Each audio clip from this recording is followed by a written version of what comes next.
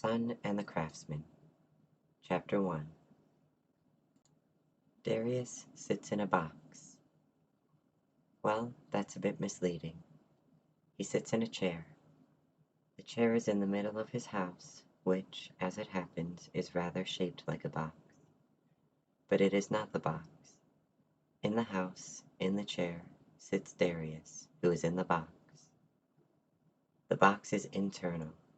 The box keeps him from anything outside the box, and that is why the box is necessary. Occasionally, he'll get the sense that something is happening. The crack of thunder, the creak of growing trees, the raspy, ragged sound of a human voice screaming, or an inhuman voice, but he has since learned to drown all of that out. Sometimes the door to his house opens, and his body will shiver in the cold, if it happens to be a rare cold day. But he doesn't notice. He doesn't notice the small, barefoot figure tracing a beeline to him, sitting down in front of him, backed by a cloak as white as pure sunlight. That is why Darius is in the box. Darius is a sensible man. He's a Louisianan, and he knows how things work there, but he's also adept enough to have learned how things work here on the Isle of Ascent, which, as he can tell, is a whole world away from Louisiana. It is a place much like some of the places he's visited on Earth. There's a tropical, humid air, and the plants spread themselves wide and shiny green to accommodate themselves to that. They know that sunlight is plentiful. Sometimes sunlight stays longer than it is welcome. There are fruits that vaguely resemble the stone and citrus fruits of the South, where Darius had grown up. There are people like him, some from places he knows, some from places he knows of, and some from places that, were he still in Louisiana, in the United States, on Earth, he would scoff at the mere existence of. But Darius is sensible. He knows that the impossible can become possible, and his mind is flexible enough to accommodate that. What he cannot do is manifest a possibility out of the impossible. And, all things considered, the situation he was in was impossible. He doesn't remember it now. The box keeps it out, but the box can still crack. An image of the past will slip through, a body lying on a wooden table, dark blood smeared across tanned skin, dirt torn up by frenzied roots as the sunlight drives the world to grow, grow, grow. And Darius won't react. He will feel, yes, he will feel the panic all over again, the desperation, the pain, the searing pain, and worse, the fear of it. A tiny hand clasped around his wrist, skin the color of sun-soaked clay on top of his dusty, dark brown skin. The box does not allow for reaction, and with each expression, the confines of it grow tighter and tighter in an attempt to shut out the outside world. And sometimes Darius will be moved, like he is now. The world seems to shatter around him as a hand grasps his wrist. That must have been why that image just came. He looks down to see sand-colored skin. His air catches in his throat, his vocal cords pained from the sudden, intrusive use after so long of being shelved away. Stop! The hand lets go. Oh, thank goodness, you're awake! Darius blinks his dry eyes and looks up at Marco, who, while not a welcome sight, is not the worst thing he could have laid eyes upon. Marco's a strange character. He claims to be from Earth, but it's an Earth he's never known. For one, the country he's from is called Pastadio, which Darius has never heard of. And Marco makes a living as a painter, and his boyfriend, apparently it's easier for those of the same sex to pair up on his world, his boyfriend lives as a hermit prophet in the woods. Marco's always had a crazy streak about him, and as Darius glances over him, his frizzy, unkempt hair, his dirty skin, his loose overalls, that shine with splotches of wet paint. He sees that really nothing has changed about him. Well, except for the smile on his face, notably absent before. "What are you doing?" Darius growls, then pauses to cough, his aching chest heaving. "Did Asher send you?" he manages to choke out. "Yes," Marco says, as if it's the answer that Darius would be hoping for. "What?" "He did," Marco says. "Darius, a lot has happened. Asher, he's not the same as before." Of course he's not the same as before. Asher changed the day that Darius found him with Lafayette's body. But the flood of memory sends a spark of pain through Darius's chest, and he works to fit all of it back beyond the confines of his box. "He fell," Marco says. "He hit his head. He doesn't remember a lot. He knows that we're not from his world, so he wants to send us all back." It's too good to be true. Darius bites his tongue. "It's a trick," he says. "I know you're not that smart, but I thought you were smarter than that, Marco."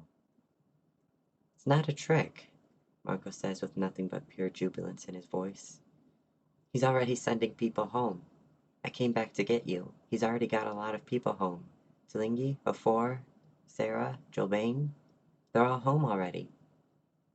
Darius doesn't know what to think, but he knows what to do.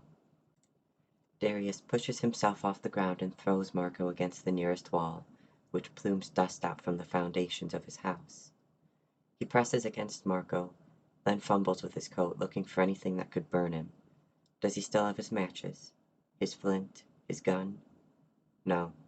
His coat is empty. "I'm not Asher," Marco whines, which comes out as a little wheeze. "Please don't try to prove it, okay?" Darius sighs. He knows that Asher wouldn't let himself look that pathetic. He eases off of Marco, stumbling back. His legs ache from disuse, just like the rest of him. "How do I know you're telling the truth?" he asks. "I don't know," Marco says. "But I really need you to, or else you're gonna miss out." Darius weighs his options. Either he goes with Marco or he doesn't.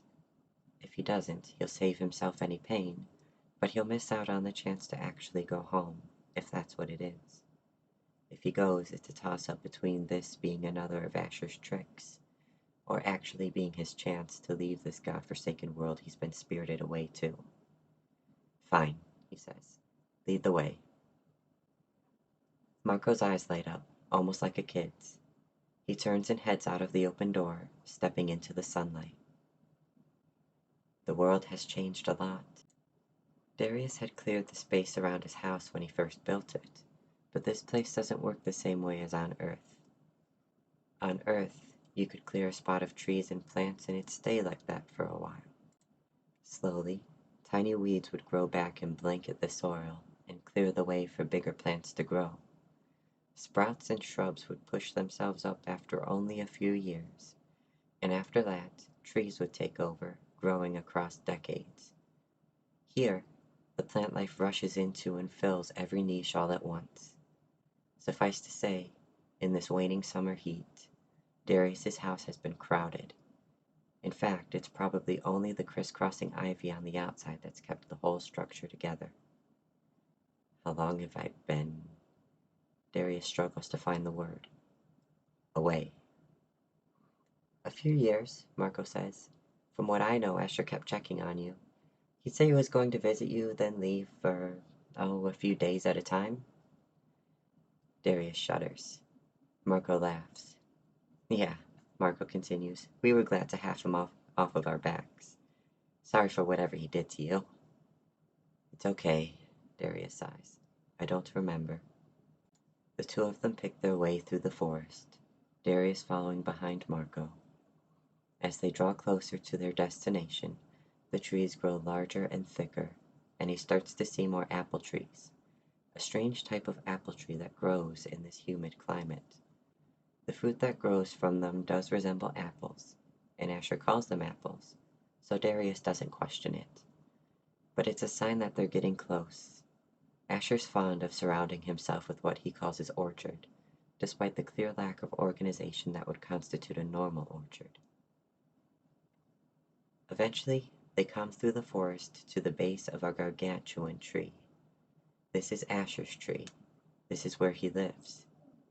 Darius gazes up into the endless canopy, a massive, twisting, towering structure comprised of millions of tiny leaves, attached to millions of tiny branches, something that shouldn't feasibly be able to let light through, and yet dappled flecks of sun still beat down on them as the wind brushes aside the leaves in oscillating waves.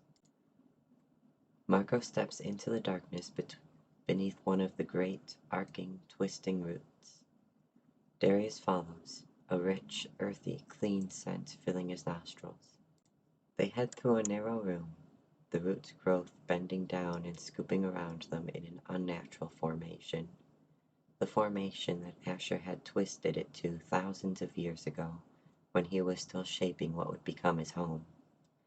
The floor is dirt, but soon they come across a natural wooden ramp that leads up into the tree. There's chattering inside. Darius follows Marco through a few winding hallways. Nothing in this place is inorganic.